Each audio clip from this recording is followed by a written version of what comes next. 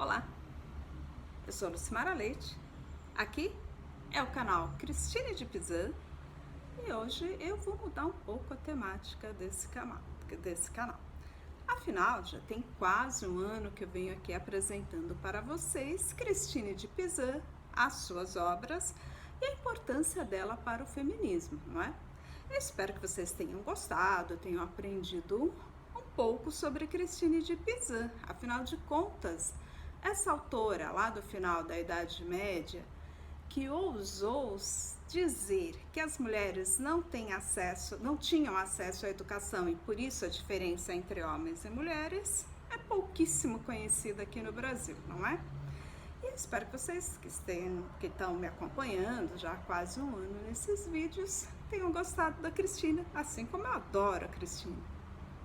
Mas outro dia, olhando o Instagram, eu vi o vídeo de uma jovem, de uma moça, sinceramente não me lembro, mas que me causou uma certa interrogação. Ela dava dicas de como as mulheres devem se comportar, né, nos meios de transporte público. Vejam, nós estamos no século XXI. Muita gente, quando falamos em feminismo, ainda torce o nariz, mas ainda hoje uma jovem precisa dar dicas de como as mulheres devem se comportar no transporte público. Se estão com a mochila, como colocar a mochila para se defender de alguns inconvenientes. Então, pensando nisso, eu resolvi mudar um pouco a temática aqui do canal e começar a falar de outras mulheres que fazem parte da história do feminismo e que, de modo geral, estão esquecidas, foram abandonadas pela história. Claro que alguns pesquisadores, algumas pessoas interessadas já fizeram esse resgate, graças a Deus, e elas estão circulando por aí no meio acadêmico e também no meio não tão acadêmico. Mas uma coisa é necessário lembrar: todo mundo, né, fala de modo geral, tá meio que na modinha, dizer que o feminismo começou no final do século XIX. Não, isso não é verdade. A ideia de buscar uma igualdade, lutar por seus direitos, ter uma sociedade mais justa e inclusiva, já começa lá na Antiga Grécia.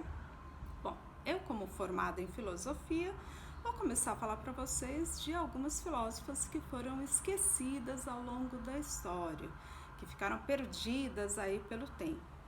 A primeira delas, hoje, falarei sobre Aspásia de Mileto. Aspásia viveu no século V a.C., na Grécia, em Atenas. E ela era contemporânea exatamente de Sócrates, de Platão, de Eurípides, que é um dramaturgo. E Aspásia foi uma mulher bem interessante e importante. Interessante porque ela vinha de fora de Atenas, então ela era considerada uma estrangeira. Naquele período os gregos eram bem tradicionalistas, ou seja, quem não nascia em Atenas, mesmo nascendo em outra cidade da Grécia, era considerado um estrangeiro. E o que é interessante dessa situação toda? Por ela ser uma estrangeira, não era tão ruim assim para ela, porque ela tinha alguns pontos positivos. Quais eram os pontos positivos? Ela podia frequentar os colóquios, ou seja, as discussões, os encontros que normalmente só os homens poderiam frequentar. Por que isso? Porque na Antiga Grécia tinha um lugar específico só para as mulheres, né? E esse lugar, conhecido como gineceu, era específico, mesmo dentro da casa, era um espaço mesmo físico, como se fosse um cômodo onde as mulheres poderiam permanecer. Para saírem de casa, elas deveriam sempre estar acompanhadas, ou se fossem sozinhas, eram as escravas. E lembrando que escravo, lá na antiguidade grega, diferente da escravidão moderna, que é a escravidão de uma etnia sobre a outra, né? Naquele período não, na antiga Grécia, para você se tornar escravo, ou era através de guerras, quando a sua cidade, o seu estado perdia para um ou outro, então a população perdedora, o povo que perdeu se tornava escravo, ou por dívidas. Então acontecia muitas vezes de escravos serem verdadeiros intelectuais, pessoas de renome, e por um acidente ou alguma coisa assim, se tornaram escravos. Então eles tinham mais mobilidade, mesmo entre as mulheres, né? E um ponto negativo em relação a ser uma estrangeira é que não poderia casar, ela tinha que permanecer solteira. Bom, o que a Aspásia fez com isso?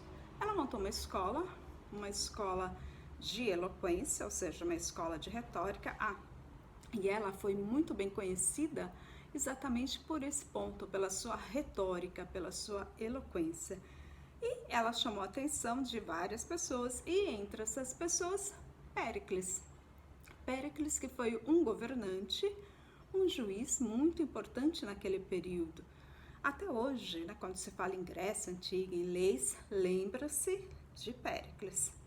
E ele se apaixonou por ela, mas ele já era casado, ele se separa da sua mulher e vai morar com Aspásia. Bom, isso deu um forrobodó terrível naquele período, porque ele deixa a mulher, os filhos e vai morar com uma estrangeira, ou seja, uma hetera, uma mulher que tinha uma educação excelente, mas que deveria permanecer solteira. Então, vocês podem imaginar o que aconteceu.